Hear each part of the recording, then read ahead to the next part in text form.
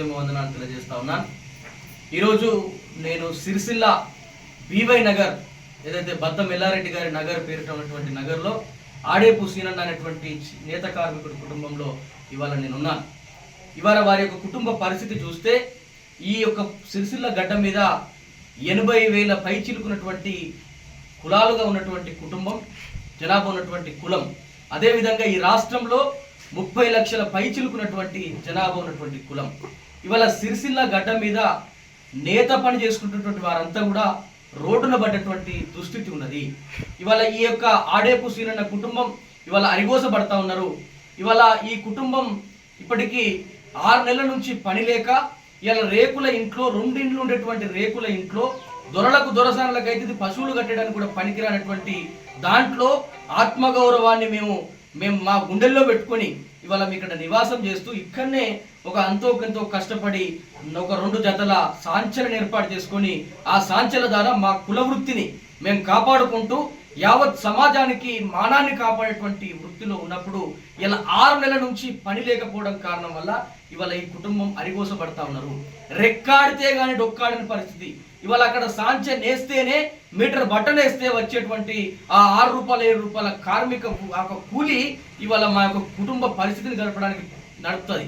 కాబట్టి అట్లాంటి పరిస్థితుల్లో ఉన్నప్పుడు ఇవాళ ఈ కుటుంబం పని లేకపోవడం వల్ల అనేక ఇబ్బందులు పడతా ఉంది.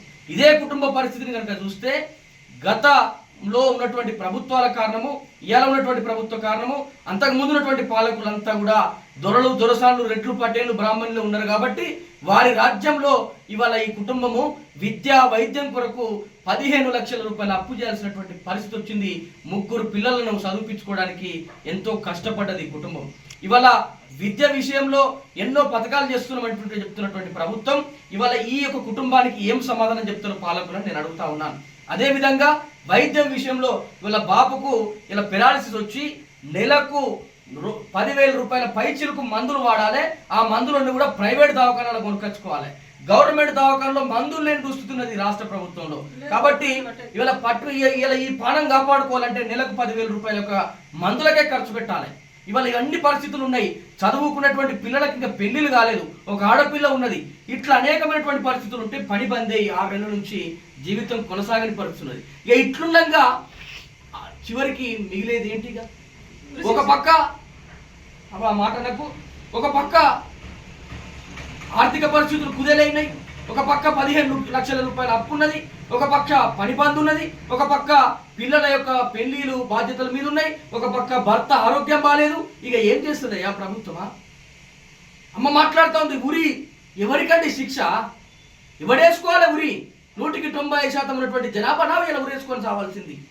కాబట్టి నేను డిమాండ్ చేస్తా ఉన్నా రాష్ట్ర ప్రభుత్వాన్ని, వెంటనే సిరిసిల్లలో ఉన్నటువంటి పద్మశాలిలం ఇవాళ మేము ఈ రాష్ట్రాన్ని సాధించుకున్నటువంటి వాళ్ళం. కొండా లక్ష్మణ్ బాపూజీ పోరాటంతో, సిరిపుర యాదయ్య లాంటి త్యాగాలతోటి ఇవాళ తెలంగాణ రాష్ట్రం సిద్ధించింది. ఈ సిద్ధించినటువంటి తెలంగాణ రాష్ట్రంలో మా బతుకులు ఇట్లుండాలంటే దీన్ని తప్పకుండా కూడా రాష్ట్ర ప్రభుత్వానికి సిగ్గుచేటి వాళ్ళ. కాబట్టి నేను డిమాండ్ చేస్తా ఉన్నా రాష్ట్ర ప్రభుత్వం యొక్క ముఖ్యమంత్రి గారిని వెంటనే ఈ యొక్క కుటుంబాలను పరామర్శించి సిరిసిల్లను సందర్శించి న్యాయం చేయాలని డిమాండ్ చేస్తా ఉన్నా. నిన్న మేమంతా కూడా కలిసి గౌరవ మంత్రివర్యులు Ponnam Prabhakar BC welfare minister గారి దగ్గర పోయి వీళ్ళ గోస గురించి చెప్పేటువంటి ప్రయత్నం చేసినప్పుడు అయితే ఏం చేద్దాం తమ్మి అని మాట్లాడుతూ ఉన్నాడు.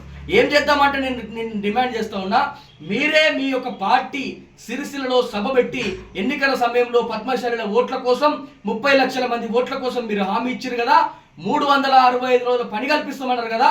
ఇవాళ ఏడాది గడుస్తున్నా కూడా ఎందుకు ఈ విషయంలో మీరు ఆలోచన చేయడం లేదని నేను డిమాండ్ చేస్తా ఉన్నా. అదేవిధంగా ప్రతి కార్మికుడికి జత మొగ్గాలు ఇస్తానరే, మరి అదేమైంది? ఇలా దాని విషయంలో ఊసే లేకుండా పోయింది.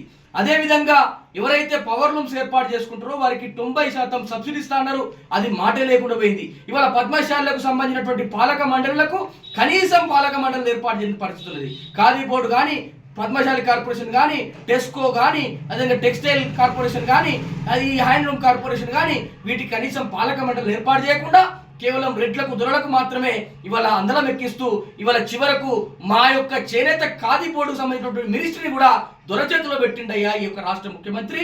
కాబట్టి మీరు వెంటనే తుమ్మల నాగేశ్వరరావు గారు సిరిసిల్లకు వచ్చి వీరందరితోటి ఇవాళ ఈ కుటుంబాలకు ఏమైనా జరిగితే మాత్రం ఖబర్దారని హెచ్చరిస్తా ఉన్నా. ఇవాళ ఈ తల్లి చెప్తా ఉంది, నా బాధను నేను తట్టుకోలేకపోతున్నా, నాకు ఆసరా కావాలి, నాకు సపోర్ట్ కావాలి, నాకు సహాయం కావాలని కోరుతా ఉంది. సహాయం చేయాల్సినటువంటి బాధ్యత రాష్ట్ర ప్రభుత్వం మీద ఉన్నది, కేంద్ర ప్రభుత్వం మీద ఉన్నది. మీరు కనుక దొరకు మా మంత్రి పదవి ఇచ్చి మా బాధలు తెలియనటువంటి బిడ్డను ఇలా నువ్వు తుమ్మల నాగేశ్వరరావుని పెట్టినవే. తుమ్మల నాగేశ్వరరావు ఏడున్నావు, నువ్వు ఏడవండుకున్నావు. ఇలా సిరిసిల్లకు రా, ఈ యొక్క ఉరి తాళ్లను పరిశీలించు, ఈ యొక్క ఆగిపోయినటువంటి మొగ్గాలను పరిశీలించు, దుమ్ము ధూళి పడుతున్నటువంటి మొగ్గాలను పరిశీలించు, ఇవాళ బూడిద రాలిపోతున్నటువంటి శవాలను నువ్వు పరిశీలించి ఈ కుటుంబాలకు న్యాయం చేయడానికి సత్వరమే చర్యలు తీసుకోవాలని నేను డిమాండ్ చేస్తా ఉన్నా. లేని పక్షంలో బిడ్డ ఏ విధంగానైతే ఇవాళ కులగణన కోసం 10 రోజులు ఆమరణ దీక్ష చేసి కులగణన సాధించుకున్నామో అదే రకంగా చేనేతల కోసం రేపు మీరు స్పందించకపోతే మాత్రం ఒక మహా పోరాటానికి సిద్ధంగా ఉన్నా మీ Jakkani Sanjay Kumar BC Azad youth federation అని నేను డిమాండ్ చేస్తా ఉన్నా. అదేవిధంగా మీకు కూడా నేను భరోసా ఇస్తా ఉన్నా. యావత్ ఇవాళ దేశంలో రాష్ట్రంలో జనాభాలో ఉన్నది 90% మన ఓట్లు మనం వేసుకుంటే మనదే రాజ్యం వస్తుంది. మన కోసం మనం పోరాటం చేస్తే మనదే పాలన వస్తుంది. మీరు ఎట్టి పరిస్థితుల్లో కూడా అధైర్యపడొద్దు. మీరు ఇల్లు అమ్మొద్దు, సాంచలు అమ్మొద్దు. ఇప్పటికొక సాంచలన్నీ అమ్మినా అని చెప్తా ఉన్నారు. ఇల్లు అమ్ముకుంటా ఇవన్నీ కూడా పెట్టొద్దు. దయచేసి మంచి రోజులు మనకు రాబోతూ ఉన్నాయి కాబట్టి ధైర్యంగా ఉండండి. మీ తోటి కార్మికులకు కూడా చెప్పి ప్రాణం అనేది 1000 కోట్లు పెట్టిన దొరకదు కాబట్టి దయచేసి మీ యొక్క జీవితాలను మీరు కాపాడుకోండి. మీకోసం పోరాటం చేయడానికి మేము ఎల్లకాలం కూడా సిద్ధంగా ఉన్నాం. అవసరమైతే మీకోసం మా ప్రాణాలు ఇస్తాం, మీకోసం మేము లాఠీ దెబ్బలు తింటాం, మీకోసం మేము రోడ్ల మీద పండుకుంటాం, మీకు న్యాయం చేసినా కూడా కొట్లాడతాం. తల్లి తప్పకుండా ధైర్యంగా ఉండాలి. మీరు ఎట్టి పరిస్థితులు కూడా అధైర్యపడొద్దని తెలియజేస్తాం.